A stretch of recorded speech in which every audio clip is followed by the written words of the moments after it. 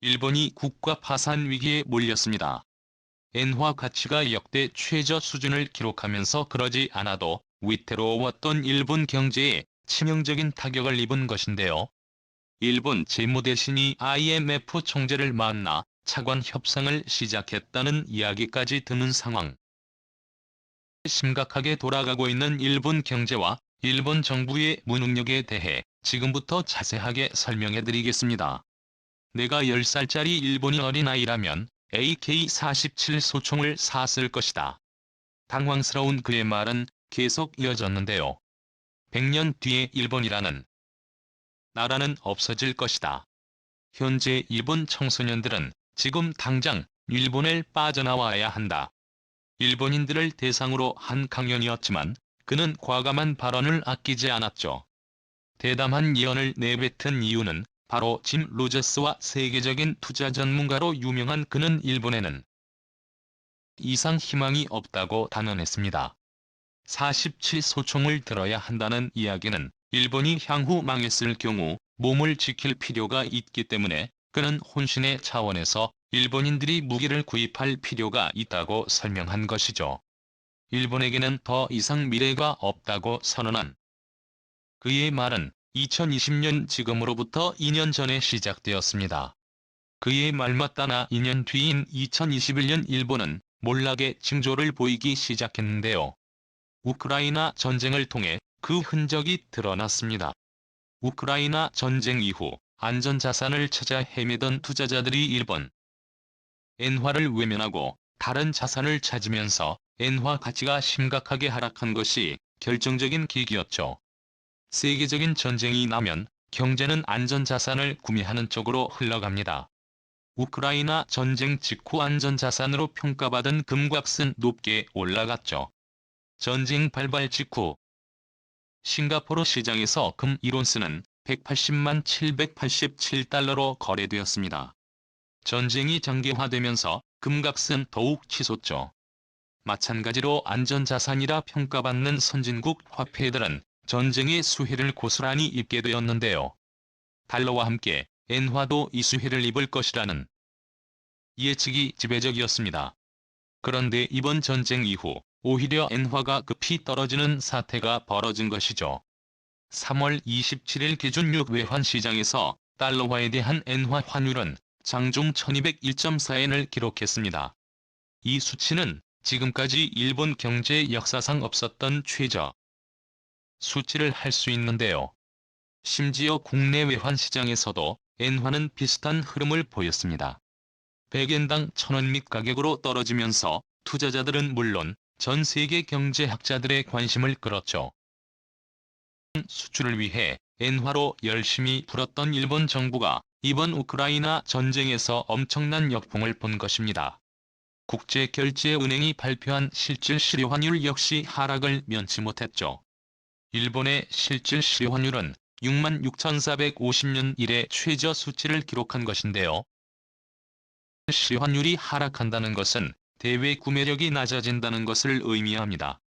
한마디로 말해 일본 물건의 경쟁력이 다른 나라들에 비해 현저하게 떨어졌다는 사실을 보여주는 사례인 것이죠. 일본 엔화를 모은다고 해도 가치 상승이 되지 않을 것이 보이기에 더욱 많은 투자자들은 일본 엔화를 버리고 있는 상황.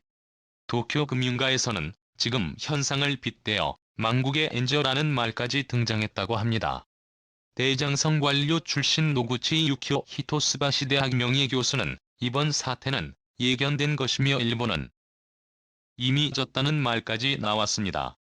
겉으로 보면 전 세계 경제 순위 3위인 일본이 무너지게 된 까닭을 전혀 알 수가 없는데요. 경제지표 상에서는 여전히 일본 기업들은 좋은 성적을 거뒀기 때문입니다. 하지만 자세히 살펴보면 이건 보여주기식 성적에 지나지 않습니다. 버블 경제라 불리던 화려한 경제위기 이후 일본은 새 먹거리를 찾지 못했습니다. 한국은 반도체나 IT 쪽으로 사업의 방향을 틀면서 새 활로를 찾았지만 일본은 현재 잘나가는 자신의 모습에 도취되어 사업 개발을 게을리했습니다. 그 결과는 끊임없는 추락이었죠. 정부도 경제가 무너지는 것을 보여주지 않고자 엔저 현상을 가속했습니다. 엔화 가치를 떨어뜨려 수출에 있어서 유리한 고지를 점하고자 했고, 이 전략은 생각보다 잘 먹혔습니다.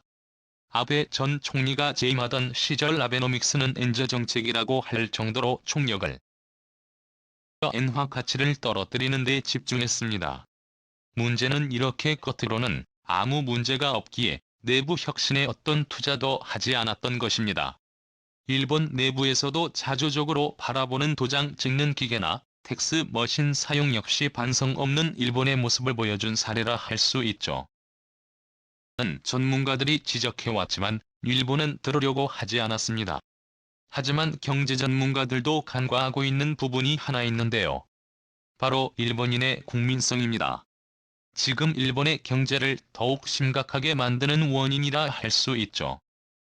경제가 어려워지면서 수직 낙하 중인 일본 경제를 뜯어 고치거나 정권 교체를 통해 수정해야 하는 상황임에도 불구하고 일본을 패끼치기 싫어하는 문화와 조화를 중요하게 생각하는 사고 때문에 악습을 개선하지 않고 계속해서 잘못된 방식을 고집하고 있죠. 인가부터 나온 검소 문화는 이를 반영하는 대표적인 문화입니다.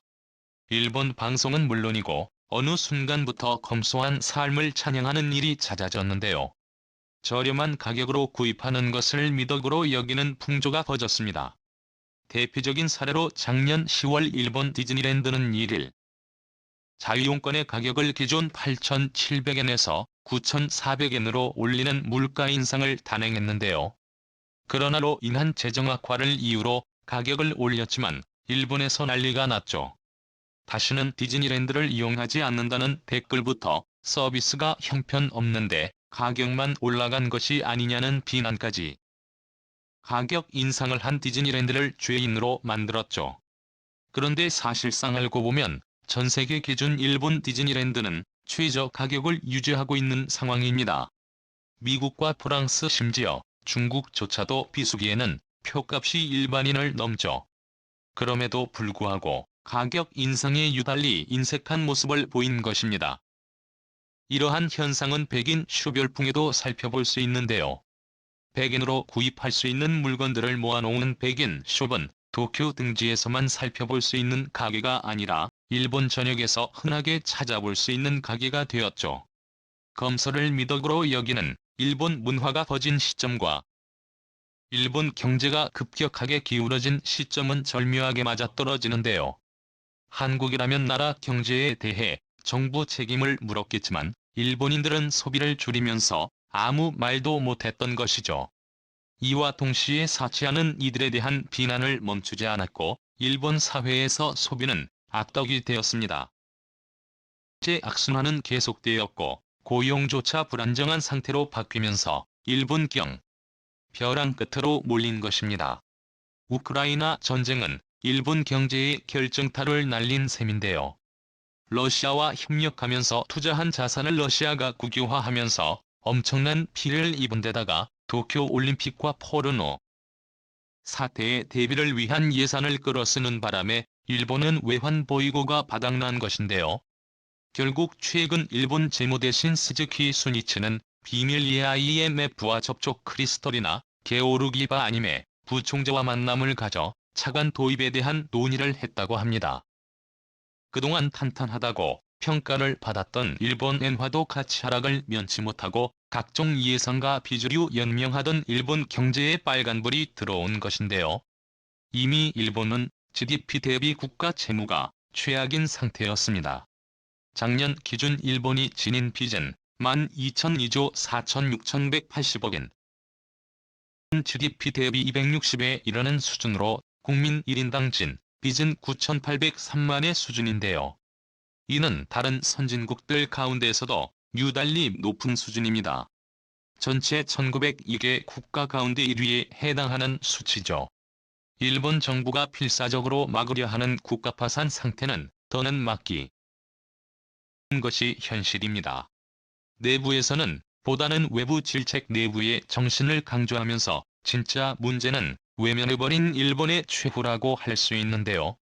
그동안 선진국이라고 믿어왔던 일본의 엔화 가치도 떨어지면서 더는 일본 채무는 무시하기 어려운 현실의 문제가 되었습니다.